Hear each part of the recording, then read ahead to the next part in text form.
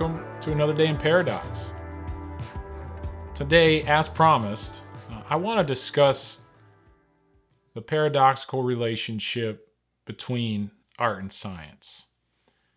And this is going to be way more of an overgeneralization.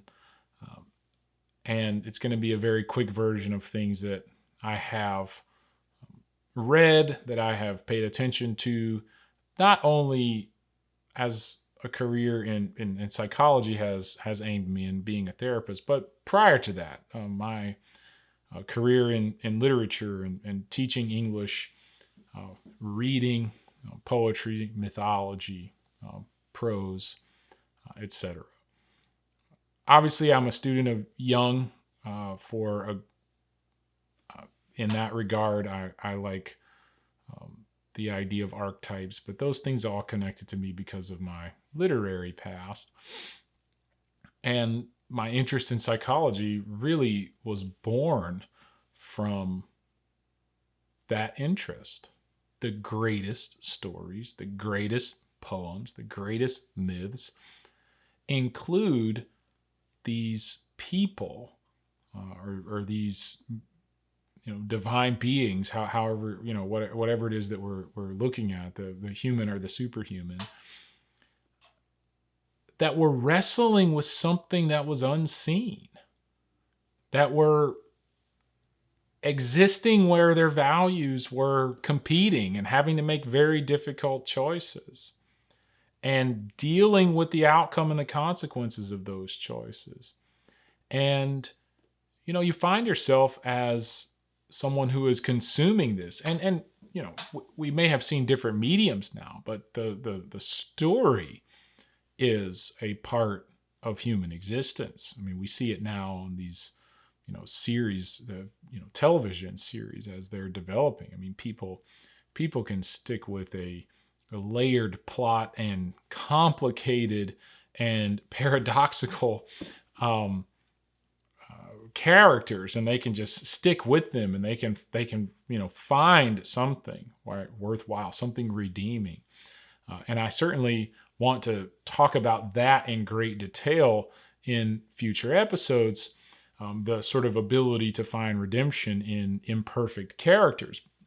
But I want to get at what I think is underlying here, and it becomes the problem that we all wrestle with. And I say this very clearly. I don't like to all mention this in every episode, but it's just a real part of our current existence. And that is 2020 brought worldwide pandemic, COVID-19, and one of the catchphrases was follow the science.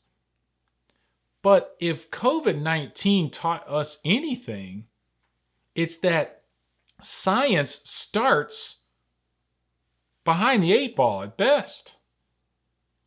There is a set of circumstances that science can't answer for a time. Eventually it can.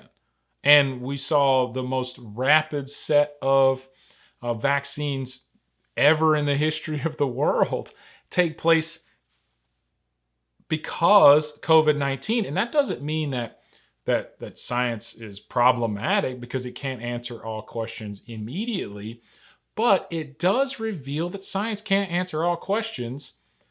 Perhaps there's a bunch of questions that it hasn't answered, but it certainly can't answer them all immediately, and that we often need answers that science either isn't aiming at, or there's not a high enough demand for it, i.e. the entire world in a pandemic, for it to be created in 6 months.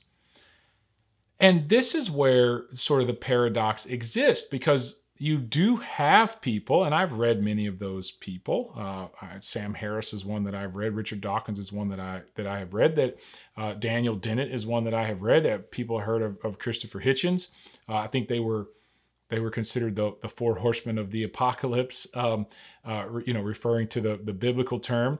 And what they really were rational atheists that basically argued that the only things that matter in a real functional sense is things that we can scientifically pursue and rationally delve into. And therefore, they all are sort of chosen atheists in the sense that they are wanting to dismiss. They think that it is a limitation to the human experience to have the great mythologies or the great, religious experiences, those sorts of things. They can't be explained through science. Therefore, they don't fit a rationalist argument, and they don't have any value. Or in the case of Sam Harris specifically, we can find the same ends by going about it rationally. We can find morality rationally. Whereas it's been art, mythology, poetry, and everything else that showed us that tension in human existence, that wrestling towards morality, that creation of family and community and engagement at larger levels. The idea of sacrifice. This is something that Jordan Peterson points out with great clarity, is that mythology and particularly, we are a Judeo-Christian culture, whether we really like it or not. The Christian ethos shows us the value of sacrifice, giving up something today so that tomorrow can improve or be better. That is very difficult for us to look at through a scientific lens. Science can't answer that question. But we no doubt have had that experience where we gave something up today and we know that our tomorrow was better for it in the context of the values that we were pursuing or prioritizing. And this is what art brings to the table that science can't touch. Science has the ability to only look at things that can be looked at, observed empirically. It has to be looked at and made aware. Art has some empirical aspects that are much more pragmatic. It is looking at human experience in a much broader focus, but it is developing ideas over time that make life meaningful. And there's no scientific explanation for why a meaningful life is a better life. These are all value judgments that humans make, but we almost all make them. If you have meaning, is it better to get out of bed? If I have a depressed patient in my office, what they're saying is they're generally nihilistic. Life doesn't mean anything. There's no meaning to this. There's no purpose. That purpose is not something that we're going to be able to put our finger on scientifically. It's going to take art to do that. It's going to take poetry. It's going to take stories. It's going to take mythology. It's going to take the Christian ethos.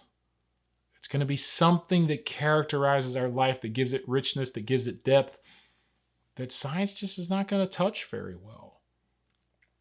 And we're going to run into a constant void or emptiness if everything has to be so scientific that science is the only thing we follow.